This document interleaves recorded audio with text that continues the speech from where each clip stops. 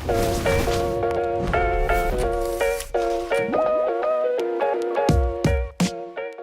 everybody, and welcome to another episode of the Ad Project Podcast. As always, I'm your host, Joe Shellard from Ad Advance, and today I'm joined by Michael Swenson from RocketBike. Michael, it's awesome to have you on the podcast, man. It is fantastic to be here. Thank you. Yeah. So Michael and I have been talking, and got to meet at a couple different conferences. I got to sit down for a while at Unboxed in New York, which was really fun. And one reason I wanted to have Michael on the podcast is he does a lot of digging into the creatives and looking at your products and making sure that like conversion rates are solid through how you market them and how you put them out on your product detail page. And what I love talking with Michael is the data-driven approach too, which can sometimes be more of an emotionally or fluffy driven subject. So I wanted to have Michael on the podcast. And as we've talked about for our ads, you could have the best advertising strategy in the world, but if it goes to a product detail page that doesn't convert and turn into a sale, you can be wasting all your cash. And so if I looked at priorities as a seller, I would first start on the product detail page on the creatives. And then once that's nailed, kind of building the foundation, then we move to ads. And so key piece on why creatives and the product detail page and how you're showcasing your products are so big. So Michael, just opening it up from there, I guess first question I have, as you get to look at a ton of different product detail pages, what's like the most common thing you run into? Like, hey, if we make this one change, it's probably going to have the biggest impact. Oh, okay. You started with a great question because I have one that is very actionable. Okay. This is probably one of the most important pieces of content once you're on the product page. We all know the secondary images drive conversion so powerfully. And we know that bullets are buried on mobile. They're more and more getting collapsed in accordions and, to prioritize the product overview section on the page. So those secondary images come into play. And here's something that I have not come across a brand, even though we put together all kinds of unique strategies, that I wouldn't recommend this first one for, which is use that second image, the very first one after the main image, as an elevator pitch. You show another glorious image of that product, but you maybe have a shortened version of the title. Functionally, what is this thing? Is it a 2-pack? Here are a couple of the most important call outs. And even though it seems maybe incredibly redundant, it's so powerful. And so the reason this is effective is that if it's data driven and it's, we have proof in order of priority, the consumer's priorities. And let me step outside of this for 1 second and say, we're talking about data. Mm-hmm. It's understood that, excellent design and that the brand messaging has to be woven throughout. And that is the delicate, difficult dance of getting this right. So I'll step back in, but we won't talk about the prettiness of everything as much today, but that's part of the game too. Sure. Okay. So that elevator pitch should be reinforcing. Yes, this is what I was looking for. Oh yes. Oh yeah. It's the vanilla variant, or it's, this pack or whatever. And as we're all scanning things so rapidly, the assurance that gives is incredible. And of course, if they don't have to swipe through more images and they go, oh yeah, this is right here, I'm ready to go, that's the dream. And so anyway, that's the first one I'll say. Most brands do not get that right. They have so many great looking additional content that certainly adds value. I'm sure adds to conversion power, but we haven't seen or tested anything stronger than that elevator pitch concept, and I'm happy to share it with anybody. Yeah. It seems obvious, but it just isn't. I love that. It's very rarely done. I love that. So walk me through, all right, can you give another couple examples on what's a good elevator pitch? What do we include in that image? Sure. Great question. Of course, the product, and I would say this is where you can get a little more glammy. If the standard white background image is a nice looking image, which I'm sure we'll get into in a second, this one should be a slightly different, if possible, orientation. It could be something that's a little more arty. If you have something with a very low perspective or maybe an isometric view, shift it up a little bit. But one big thing I'll say is the element that should be involved to help gain attention is make sure there's a nice color contrast that should make sense for most brands, either a darker background or a colorful one as you're, getting away from that white background so that it also just, visually grabs you. And then what should be in there should be informed by data in terms of all the little supporting details. But the top level, if this is, a seltzer water, say it's a seltzer water and what flavor it is. It doesn't matter that it's redundant. It's really important. And as they flip through variations, it will change. And you end up with this, they don't get lost as easily as well Sure. within the content. Sure. But anyway, so yeah, the elements that should be in there should be driven by data as much as possible, but certainly a shortened product title, kind of just loud and proud. Yep, this is the thing that you were looking for. You're in the right spot. That's awesome. So how did you get into this space? Like, give us kind of a background story. Tell us a little bit about RocketBike. Absolutely.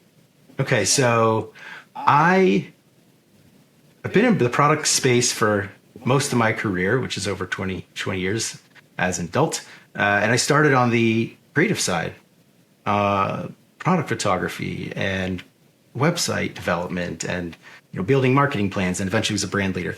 And then we got into the Amazon space. That's been about 11 years now. Yeah. And this is the quick fast forward story to get to RocketBike. Had a lot of success with a vendor account that we grew just beautifully with an awesome group of people and a large catalog. And we found that, aggressively digging into main image, visual strategies, all the way down to, ensuring we had great color correction and consistency across the images. And it was a massive part of the huge increases. And so I started getting obsessed with it then. I really, right from the beginning of my journey, when it really started intensifying, found that I can never let go of this creative side of me. I can never overlook this part of selling the digital shelf and not just too lost in other things. Sure. So RocketBike, micro story on this. I hired RocketBike when I was a marketing leader inside a brand for web stuff back in the day, and just loved them. Became friends. So 4 years ago, I joined as co-owner. We started bringing Marketplace to the forefront more and more, and it's really prominent for us now. And so we have become, as an agency, increasingly focused on growth strategy, content strategy, and of course executing a lot of creative for some pretty awesome brands. But it's a perfect infusion looking back of both sides that, of the business that I love, that this is the area of RocketBike that seems to be growing like wildfire right now. That is awesome. Yeah. But passion's everything, right? Yep. Man, and I just had a realization, because when you said like 20 years working, like you look like a young guy to me. And then I was like, shoot, okay, I'm turning 38 in December. And if I look at my adult life, it's now 20 years. Yeah, that's it. Yeah, I'm actually 43. But yeah, that's also the thing, right? We look around, we think each other looks young. Yeah, exactly. Other people keep looking younger to me. That's right. That's right. That's awesome. Yeah. So as you're coming in, like, what are some other key things to focus on? Like, so if I'm a seller or a brand listening to the podcast, like, what's some other key takeaways as I'm looking at putting together my product detail page, or if I'm looking at how to market my products? Like, what's some core things that people could be coming away with? Yeah. So let's start with that main product image, right? Because it is an extension of the product detail page to represent that product. We went through this exercise to try to count all the placements that the main image is used. And I got tired trying to do it. I mean, it was over 50 or 60. Sure. When you think about all the places that main image appears across ad, organic, wish list, checkout, email reminders. And that is the most undersold, deprioritized item in creative. It's like, oh, we got those. They're just, background images. That happens a lot. I've seen massive brands kind of have that approach. And that they just hadn't been really truly informed and shown how important this is. So driving traffic, this is essential. It affects everything you do, advertising, performance, everything. So when it comes to main images, the phrase we like to use is visual prominence. And it's a fun, fancy phrase, but we need to stand out without being gaudy or off-brand. It needs to have, usually it's depth or some motion or some elements that don't violate the rules. Sure. But it needs to be tested. It needs to be really looked at. And the job there is to make sure it's recognizable. Sometimes we see product images and a lot of brands, I've done this before. We have some bias. That's a big one. Just looking at products going, yeah, okay. Yeah, but as a thumbnail moving quickly, it kind of looks like a blob to me. This is like the image is too dark and these two parts are overlapping. I can't tell what it is. Sure. So just a little bit of attention to detail with those main images will go a very long way. And of course, I won't keep chanting it, but everything can be tested that we're talking about increasingly. And now with the simultaneous option, right? That's just popped up. Yeah. So walk through the options a little bit more on how to test. All right. So Sure. Say let's focus on the main image itself. And how do I test out different main images and then know which one is actually performing better? Walk me through that process. Okay. There are, of course, native tools on Amazon that are very effective, but they're largely focused on conversion for their A/B testing experiments. Sure. For main images, one of the most important elements is, of course, click-through rate. Yep.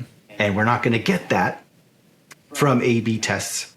So running that test is essential, and there's this great protection with Amazon's native testing where you don't really have to worry about organic rank or things happening, especially once you get into titles and things that are more SEO related.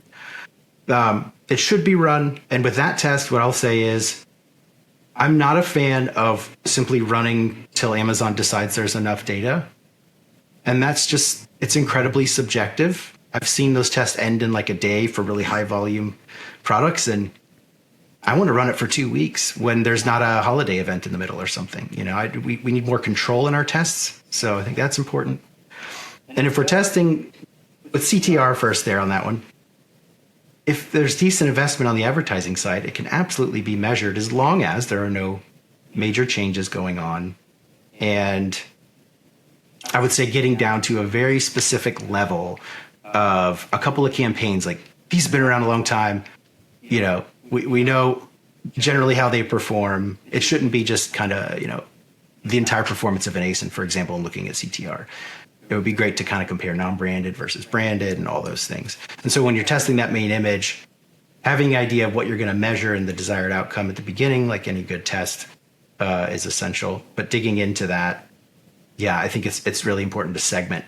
If you're going to measure it in advertising, which you should, you have to, unfortunately, is a little tedious to make sure there's no price changes, inventory outages, all those things, clear the path and then go for it. Yeah. So then when you're testing that, are you just like swapping out the image and then you let it run for a bit, or like, are there specific tools that you use? Like, how would you recommend somebody does that if they're not using like the embedded Amazon tools? Yeah, I like longer tests. So I know there are lots of tools out there that can be leveraged. I'm not a huge fan of those because I think we can get just hands-on, review the data, and go after it. Those tools are incredibly helpful for lots of people, so I don't have a negative view on them. Sure. I've just always been obsessed with like, where's the raw data that where we know that this is legit. Yep. So yeah, running that for a decent amount of time, comparing it, and when you flip it back, that's I think where a lot of folks go wrong. They measure the new one. The new one did great. Now measure the old one again. We don't often want to do that. Sure. But we need to eliminate, just this like confirmation fallacy sometimes. Yeah, yeah. And one great data source that we've covered a bit is the search query performance report that Amazon's launched. Yes. And there's some really fun ways that you can use that. Like, because what you're talking about, like really honing in on whether it's click-through rate or conversion rate, it can be key. And what you can do is you can look at your market share percentage for impressions, clicks, and orders. And so what you can see is, say, like, if I'm getting a 10% impression share for impressions, but I'm only getting 8%, or we'll say 5% impression share for clicks, that means that on average for that term, I'm being clicked a lot less times. I have a lower click-through rate than my competitors. And what's really valuable about that information is now you can really look at, okay, what actually shows up in the search results. All right, it's my title. It's my main image, it's my price, and it's my reviews. And so now you know completely what to focus on to really increase traffic. Whereas if it's conversion rate, now there's a lot of other things that can impact that too, that show up on the product detail page. And so that's what's really cool. If you look at your market share percentage for impressions, clicks, and then orders, now you can see, all right, are people dropping off? Are they not clicking on my ad? Or do they click on my ad? Say impressions is 10% and clicks is 10%. That says, all right, my click-through rate's about at average for that term compared to my competitors. But now if conversion rate, if order market share percentage is say 5%, now I know my conversion rate's a lot lower. Now I can focus on the product detail page itself, which still could include the main image or price. But at the same time, you have a much better idea on where to focus. That's right. That's beautiful. Yeah, I love that. That's fantastic. There's so many like approximations we have to make. But what you just listed there is the absolute closest one we could possibly get to understanding CTR. Sure. And it's I can't think of any other way that we would. It's nice because it helps factor out some of those third party or those uncontrollable impacts too, like seasonality. Yes. Well, if I look at market share percentage, I at least have a good idea. It's a good benchmark against my competitors.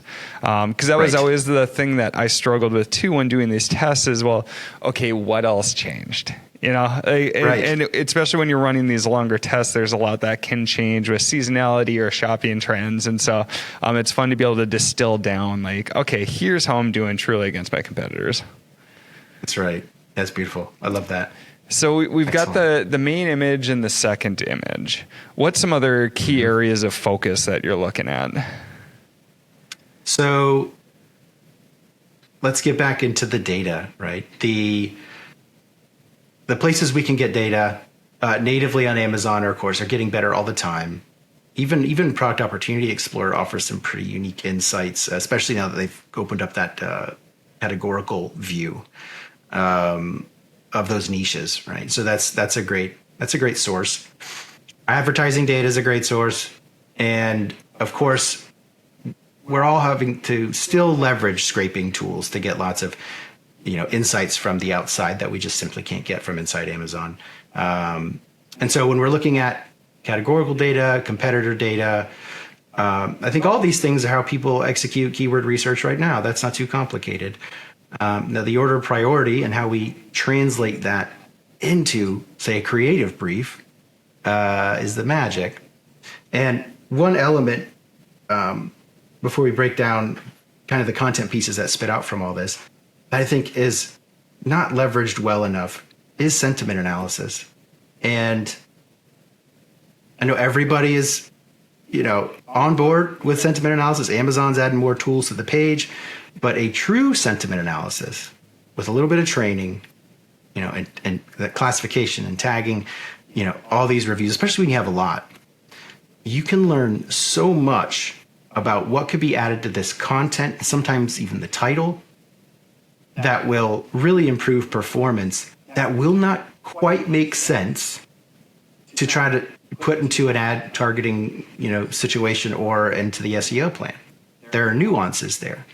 And so, sure, sometimes it reinforces value, but other times it sets or even resets expectations about the product to help, stave off reviews. Like, this is how it's going to be when you use it. Sure. And so I'll give an example of this. Two, actually. during the pandemic, we worked with this awesome startup that was doing just some really cool stuff, and dish soap and laundry detergent and all plant based eco-friendly stuff during the pandemic, selling hand soap. That was a good time. But it was a different kind of soap, and it left a different feeling on people's hands, and some people were kind of complaining about it. And the truth was, if they had just washed their hands a little bit longer, they wouldn't even, it's like you're stopping short. So we had to talk about that in depth. Like, how are we going to say that? How do we, stave this off? We don't want to get bad reviews. Sure. And ultimately it was saying this is going to feel different on your hands, and here's why. Okay. And we saw a significant change. The other one was pretty straightforward. So a sweetener product, and we did the analysis, and there was lots of love and lots of hate about how sweet it was. And it became very clear from the analysis that folks that were willing to experiment said, yeah, once I adjusted, I love it. This is a great product. With maybe it's a little too sweet at first. Over here, said, hate it. It's way too sweet. And mentioned nothing about adjusting. And so what got put into the content was a little goes a long way. And that actually was a phrase that thousands of people used across competitors as well. And so that's one example of a real implementation that sets an expectation for the product itself. It also brings them closer to it and helps them, feel like, okay, I already have some thoughts about how I'm going to use this, or maybe I'm going to adjust. There's just all kinds of great benefits there. But anyway, those are two fun examples. I love those examples too, because they, like, some folks, when they're approaching Amazon, it's like, okay, I'm going to try to get sales at all costs. But you don't want to get sales at all costs. You want to get the right type of sales, because there's a big reputational piece that comes in, and social proof is so big on Amazon. And what's fun with how you frame it up too is what could be perceived as a negative without those right expectations can now be perceived as a positive going forward. So this soap, it feels a little bit different, but now since I know to expect that, maybe I feel like it's doing even more, and I got to wash my hands a little bit more. Or the same for the sweetener. Like, now that I have that expectation, okay, maybe I don't have to use as much because it's really sweet. All right, this is great. It's sweeter than the other stuff. But it's the expectation going into it and setting the right expectation. Yeah, you may lose some people, but they're probably going to be the people that leave the 1-star reviews and take down future sales too. So I love that. Absolutely. Yeah, and we can't outrun that anymore. There were lots of times, as Amazon's just continually booming, where some products could just hit it and ramp so fast that the negative reviews weren't fast enough to hold them back, but that's just not true anymore. Sure. So that's a good one. The other, is categorical, right? We think about the difference between CE products and the challenge of, oh my gosh, this is a smart device, and there's so many things we could talk about. So getting the brand's priorities, the consumer's priorities, and making sure the right stuff hits there, and not, as long as it makes sense for the brand, not being too worried that this one thing we always talk about, maybe on our website or how we present this in other markets, isn't at the top, because we're really paying attention to what consumers want and the confirmation they need. And then, yes, that's what A+ is for, to continue that story and fill in all the details. So if we think about, we've done a lot of work in groceries, CPG, kind of OTC stuff. There's always a great opportunity for most of those products for what we usually refer to as, assurances and certifications. I like the word assurance because it makes you think differently about the content when you go to find these things, especially with organic products, So why is this good for me? Why is this safe? And sometimes it's simple iconography that's just laying out all the, whether it's, cruelty free or whatever. Yeah. But in the order of priority, from the data first. Yeah. Yeah. So let's just kind of summarize. So key things. All right. If I'm looking at, say, my product detail page, things to focus on first, let's just kind of walk through a quick priority list, and then we can kind of wrap it up from there. Absolutely. Okay. Start with the data. Get it prioritized. Get it cleaned up. Make sure you understand it.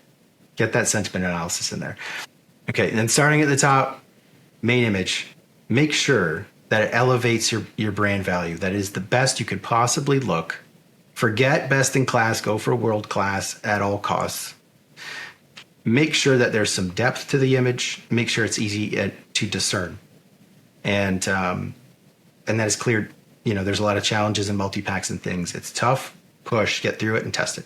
Stepping into the product page, hit that elevator pitch. Nobody's going to regret doing it, I promise.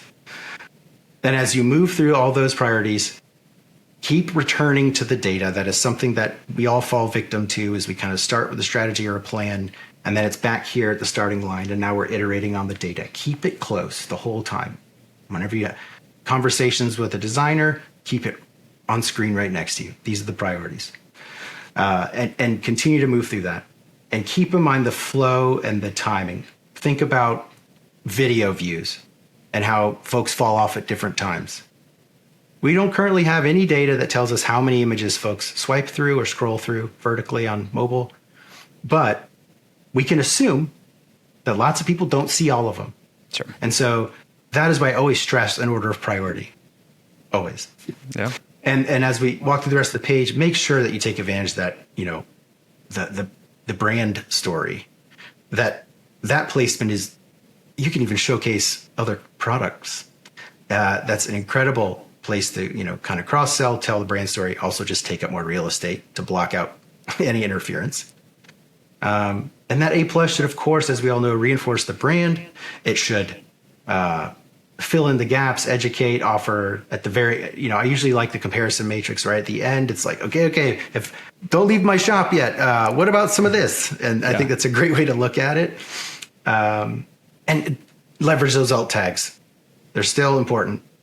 Make sure that you really get the most out of all that data through the back end and all that and the SEO stuff, which we're not talking about creative too much here today, but those meta tags are important there. Sweet. I love it. So if people want to find out more about you, Michael, or connect with RocketBike, where should they go? They can reach out to me on LinkedIn, of course. Always happy to chat, content strategy with anybody, or reach out to us on rocket.bike. I love it. Well, Michael, really appreciate the approach. I love the data-driven start and continually testing, but then confirming with data. And so really appreciate you sitting down and sharing your insights on the podcast. Thank you so much. It was fun. I really appreciate it. Yeah. And for all those listening, as always, we really appreciate you joining the podcast. And as always, we'll see you on the next episode of The Ad Project.